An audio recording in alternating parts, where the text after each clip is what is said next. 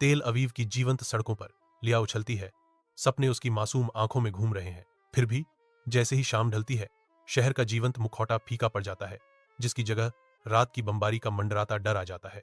चीखों की गूंज उसके सपनों को सताती है, जो दिन की हंसी के बिल्कुल विपरीत है। तेहरान में हामिद खड़ा है, उसके दिमाग में स्कूल की जगह एक बंकर के नक्शे की यादों से प्रेतवाधित। वह बम सायरन की तीखी चीख की नकल करने की कोशिश करता है, एक ऐसी आवाज जिसने उसकी मासूमियत चुरा ली है। इजरायली सैन्य अड्डे के तनावपूर्ण माहौल में योनाथन को अपने गंभीर आदेश मिलते हैं। कमांडिंग ऑफिसर घोषणा करते हैं, सीमा पार करो और बेस को नष्ट कर दो। योनाथन सिर हिलाता है, उसका भाव गंभीर है, क्योंकि वह एक प्रतीक्षा कर रहे जेट की ओर बढ़ता है जिसके इंजन गरज रहे हैं। वह कॉकपिट में चढ़ता है, ईंधन और धातु की गंध उसके होश में भर जाती है। अंतिम जांच के साथ वह गति बढ़ाता है।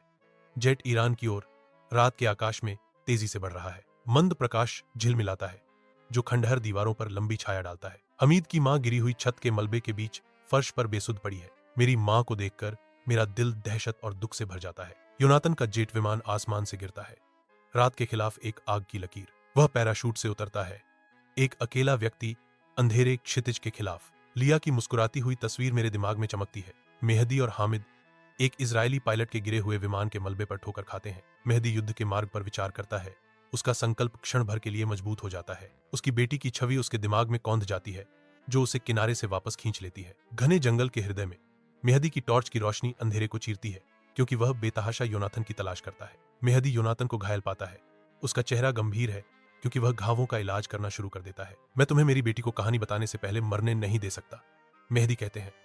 उनकी आवाज उनके अतीत के बावजूद दृढ़ है। चांदनी रात के नीचे मेहदी योनाथन को एक छायादार वन पथ पर सीमा की ओर ले जाता है। योनाथन की आवाज चुप्पी तोड़ती है, मेहदी के इरादों पर सवाल उठाती है। तुमने मुझे क्यों नहीं मारा? मुलायम रोशनी में नहाया हुआ मेहदी उदासी से मुस्कुराता है, उसकी आंखों में उदासी का एक संकेत है। वह धीरे से बोलता है, उसकी आवाज अफसोस से भरी हुई है, क्योंकि मैंने भी एक कहानी अधूरी छोड़ दी। योनाथन के घर आने पर लिया की आंखें चमक उठती हैं। हमीद अपनी मां के बगल में बैठता है, उसकी आवाज उम्मीद की कहानियां बुनती है। तेज रोशनी के नीचे योनाथन मंच पर खड़ा है, उसका चेहरा दृढ़ संकल्प का मुखौटा है। योनाथन दुनिया को मेहदी की कहानी सुनाता है, उसकी आवाज भावना से गूंजती है।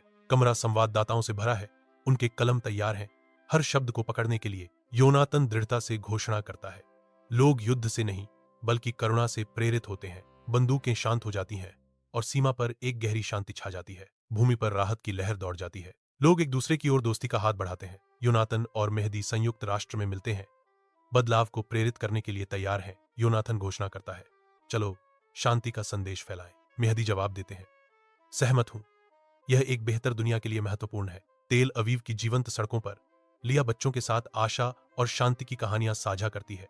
तेहरान के दिल में हामिद अपने छात्रों के साथ करुणा और मानवता के सबक साझा करता है।